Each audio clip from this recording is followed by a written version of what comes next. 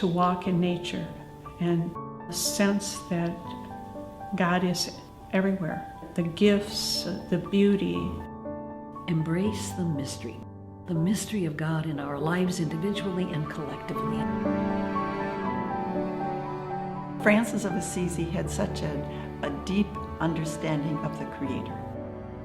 He saw that incredible sense of relationship, which is foundational if we talk about harmony and peace. Franciscan values has to do with a way of living and relating.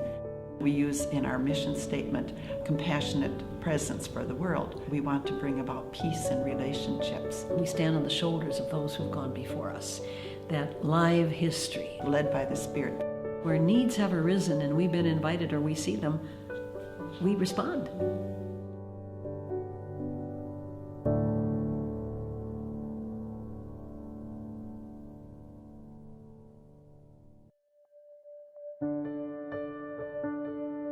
I pursued a career in education I felt could really affect change. My ministry in working with men and women in corrections was not only assisting them with the skills that they needed, but it was also in ways of helping them find ways to find success in themselves.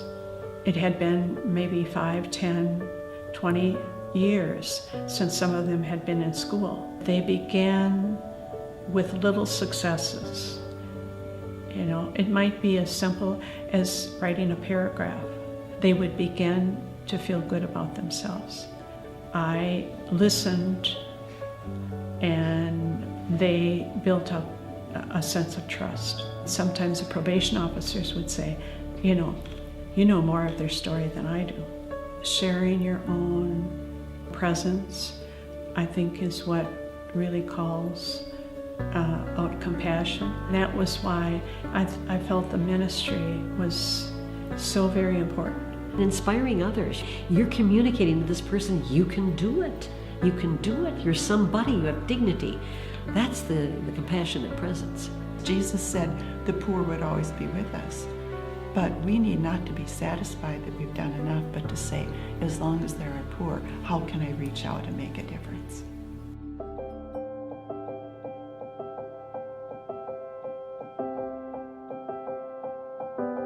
I entered in 1949, so I guess that would make it 65 years. Wonderful years. I have always been able to be associated with and work with the poor, the marginalized. Finally got to be a missionary in Peru at the age of 50 and was there for a total of 21 years. Worked a lot in medicine, working with the healthcare workers, working with teachers, training liturgists. I'm happy that I'm able to help some people learn English. It's enabling them, empowering them. My first experience in mission was teaching first grade, and I've never lost the love of little children. I also work in the resource room, open 1 day a week for the poor to come to get basic necessities. We see people who have just gotten out of jail, or we see homeless. I see daily the suffering of the immigrants who live in fear and live in the shadows. And to be able to accompany them in some way is a joy for me. I receive more than I give. My own spirit is richer because of having met those people. Empowering people. The ability to empower one another and encourage and support. I think that's a strong gift that our congregation has received from the Spirit. To go about bringing peace in the world, to be peacemakers. Francis and Clare of Assisi never set out to do a big institutional project. It was only relating one person at a time.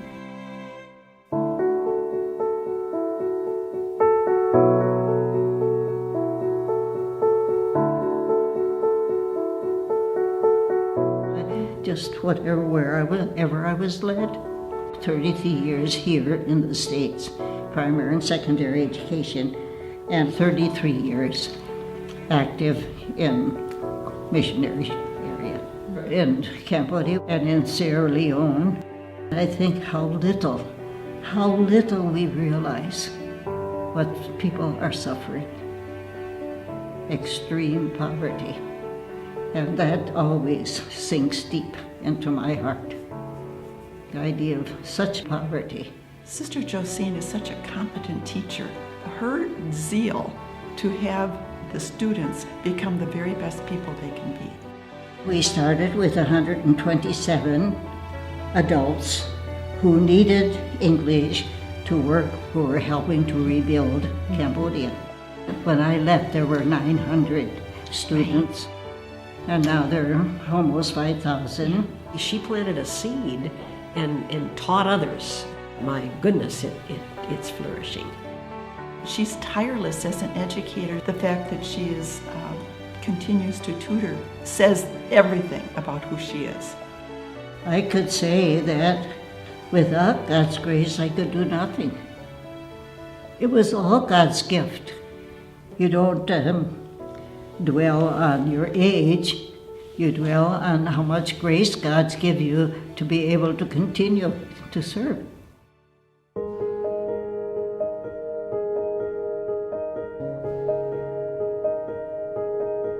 When I think of so much chaos in families, in jobs, in instability, and grab at this and grab at that, and how do we keep letting a light is a hopeful light shine within that world? The leaders of the next generation need to have compassionate hearts so that they see that they are persons with leadership skills to make a difference in society. They are ready to give, but they need to have someone make them aware of what the needs are outside of themselves. I think the greatest thing are the small acts that the sisters do daily. People ask, will you pray for this? I'll ask the sisters. You know there's a powerhouse of prayer. An example of moving to a new ministry that we could not have imagined 6 years ago would be the efforts right now for education to raise awareness of human trafficking. The best I can see to achieve change and help people is to belong to the church.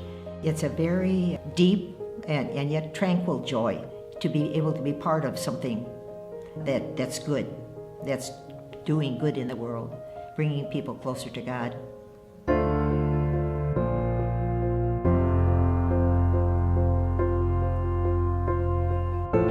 Over the years, the Sisters of St. Francis always depended upon their benefactors. Many of our sisters went into diversified ministries with no guarantee of salaries. Only because of the goodness of people can we move forward and continue to make a difference. Where needs have arisen and we've been invited or we see them, we respond. We don't sit down, we just are tireless in the work that is before us. I'm here to serve till I no longer can. There's so much joy all around us.